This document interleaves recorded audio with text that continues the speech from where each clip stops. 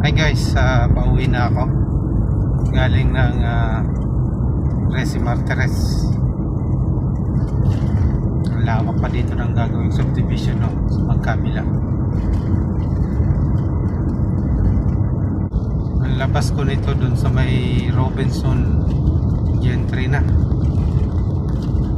Ayan, wala pang ilaw dito sa gabi.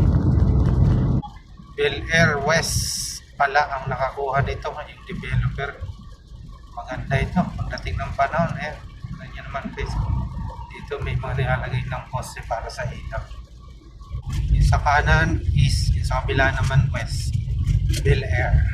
Ito yung rotonda na ito. Mayroon ng shuttles bus. So ang ganda rito guys, sako pa yata ito ng alam ko Tansa at saka Gentry.